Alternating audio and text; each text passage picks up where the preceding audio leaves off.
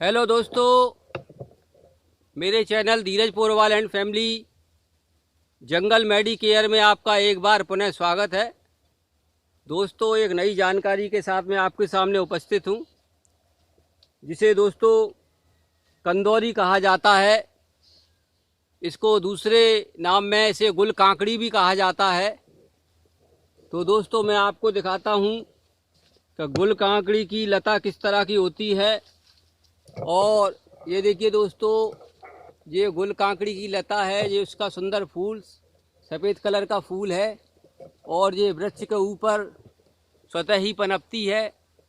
इसमें हरे कलर का फल आता है, जो पकने के बाद में लाल हो जाता है। ये देखिए दोस्तों, ये इसके फल, ये देखिए दोस्तों, ये कंदौरी के ही फल हैं और ये पकने के बाद में इस तरह से ये लाल हो जाता है।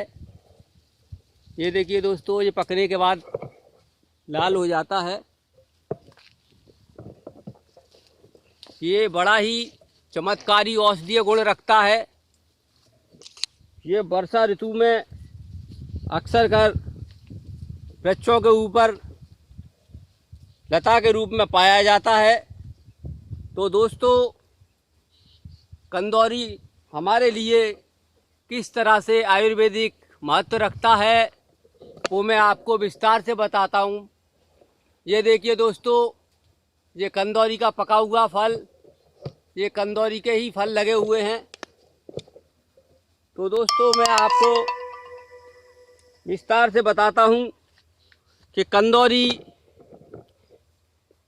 क्या आयुर्वेदिक महत्व रखती है और इससे क्या लाभ हैं। दोस्तों, कंदौरी को वनस्पति भाषा में कोसिना इंडिका कहा जाता है। दोस्तों, हिंदी में कंदौरी, संस्कृत में बिंबा फल, रक्त फला, मराठी में बिंबो, बंगला में तेला कुचा, गुजराती में गलेटू, लगुदा, घोला मीठी और अरबी भाषा में कब्रे हिंद, फारसी भाषा में कुंड्रस और तमिल में कोवे कहा जाता है। दोस्तों, कंदौरी की लताएं होती हैं, इसकी शाखाएं बहुत रहती हैं। इसकी बेलें बरसात में पैदा होकर फलती फूलती हैं। दोस्तों, कंदौरी मीठी, मधुर कंदौरी शीतल भारी स्तनों में दूध पैदा करने वाली, जिन माताओं के प्रजनन काल के बाद में दूध नहीं उतरता है, तो उनके स्तनों में दूध भी उतर आता है, जिससे बच्चों का सही पोषण होता है। दोस्तों, कफ पित्त को नाश करने वाली, जलन और ज्वर जिसे बुखार कहा जाता है, उसको दूर करने वाली, रक्त पित्त, खांसी, श्वास और क्षय रोग को नाश करने वाली है। तो दोस्तों, ये कंदौरी बहुत ही महत्वपूर्ण औषधि है। जिन लोगों को ट्यूबरक्लोसिस की शिकायत है, टीबी की शिकायत है, उनके लिए यह वरदान औषधि है। तो देख लीजिए दोस्तों, कंदौरी किस तरह से होती है, इसका फल किस तरह से होता है और पकने के बाद में ये लाल हो जाती है। तो दोस्तों, इसके और क्या औषधीय गुण हैं, मैं आपको विस्तार से बताता हूँ। दोस्तों, इसके पत्ते तेल के साथ उबालकर दाद, खुजली और विसर्का इत्यादि चर्म रोगों पर लगाने से चर्म रोग दूर हो जाते हैं। इसका तेल घाव के ऊपर लगाया जाता है। इस औषधि का उपयोग प्राचीन काल से स्नायु रोग और पुराने नासूरों में किया जाता है। दोस्तों, जिनको नासूर की शिकायत है, उनके लिए यह वरदान औषधि है। इसके पत्ते और छाल का काढ़ा कफ निष्कारक होता है।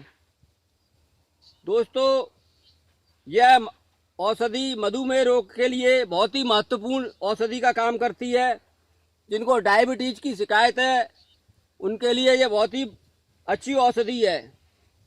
इसकी जड़ साल के 2 माह से चूर्ण की फंकी लेने से जिनको दस्त नहीं होते हैं, जिनके पेट में कब्ज रहती है, तो उन्हें दस्त लग जाते हैं, पेट साफ हो जाता है।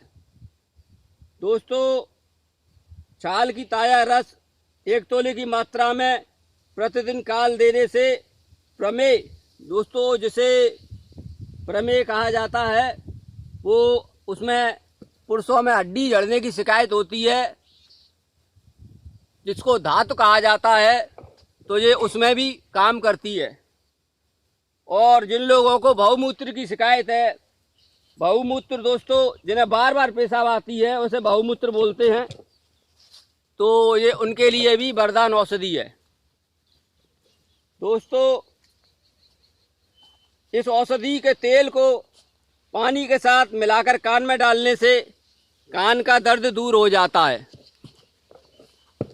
और दोस्तों, ये औषधि हमारे लिए एक चमत्कार से कम नहीं है, मगर यह वनस्पति वर्षा ऋतु में ही प्राप्त होती है।